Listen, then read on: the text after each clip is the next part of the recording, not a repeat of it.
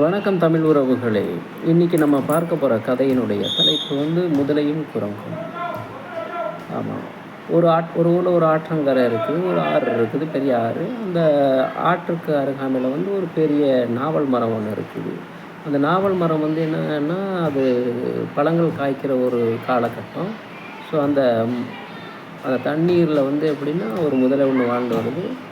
அந்த நவா மரத்தில் இந்த நாவல் மரங்களில் எப்படின்னா ஒரு குரங்கு அன்றாடம் அதில் உள்ள பழுத்த பழங்களை பறித்து சாப்பிட்டதோடு மட்டும் இல்லாமல் அதில் சில பழங்களை என்ன பண்ணுதுன்னா அதை உதிர்த்து முதலைக்கு போடுது. முதலையும் அந்த பழத்தை ருசி காணுது. இப்படி போய்கிட்டு இருக்குது. அந்த குரங்கு முதலை கூட ஒரு நல்ல நட்பு ஆயிடுச்சு. கிட்டத்தட்ட அது முதலை கிட்டத்தில் போகிற அளவுக்கு ஒரு நட்பு பலம் ஆயிடுச்சு. ஒரு நாள் என்ன ஆயிடுது, குரங்கை சாப்பிடணும்னு சொல்லிட்டு முதலை அது மனசில் எண்ணுது. இந்த நவாப்பழமே இவ்வளவு ஒரு அறுசுவையாக இருக்குது, இதை தினமும் சாப்பிட்ற அந்த குரங்கனுடைய குடலை நம்ம ஒரு நாள் ருசி பார்க்கணும்னு சொல்லிட்டு அது ஒரு திட்டமிட்டு குரங்கை சாமர்த்தியமாக கூட்டிகிட்டு போகுது. அதுவும் தெரியுது பாரு, அந்த மணல் திட்டி தான் என்னுடைய வீடு, அங்கே உன்னை நான் கூட்டிகிட்டு போகிறேன், வா நண்பா அப்படின்னு சொல்லிட்டு அதை கூட்டிகிட்டு போகுது. இதனுடைய சதித்திட்டம் தெரியாமல் அது என்ன பண்ணுது, முதலை கூட அது மேலே உட்காந்து குரங்கு பயணித்து பகுதி தூரம் போகும் பொழுது அந்த முதலை சொல்லுது, குரங்கி உன்னை நான் எதுக்கு கூட்டிகிட்டு போகிறேன் தெரியுமா, உன்னுடைய குடலை ருசி பார்க்கறதுக்காக நான் உன்னை கூட்டிகிட்டு போகிறேன் அப்படின்னு சொல்லுது.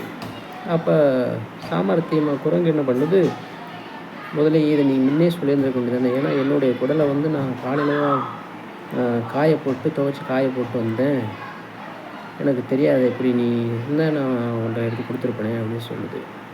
அப்படியான்னு சொல்லிட்டு அது சொல்கிறது பொய்ன்னு தெரியாமல் திரும்ப வா, நான் காய போட்ட இடத்துலேருந்து நான் எடுத்து தரேன், அதை நீ சாப்பிடுன்னு சொல்லிட்டு அதை ஏமாற்றிடுது. அதை ஏமாத்துறது புரியாமல் அந்த முதலையும் என்ன பண்ணுது, திரும்ப அது சொன்னதை நம்பி திரும்ப போகுது. கொஞ்சம் கண்ணு கட்டி அந்த தரை பகுதி வர்ற தூரம் வரைக்கும் குரங்கு அமர்ந்து செல்லுது முதலை மேலே.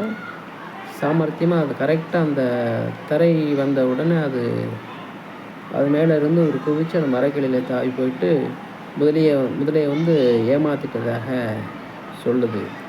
அதோட அதை குரங்கை ஏமாத்தணும்னு நினச்சி அந்த முதலை ஏமாந்து போகுது. இப்படி தாங்க சில தவிர்க்க முடியாத சில தருணங்களில் சமயோதி புத்தியை உபயோகம் பண்ணும்போது சில பிரச்சனைகள் இருந்து நம்ம விடுபடுறோம். இந்த கதையின் வாயிலாக இந்த உயரிய கருத்தை நம்ம புரிந்து கொள்கிறோம். நன்றி, வணக்கம்.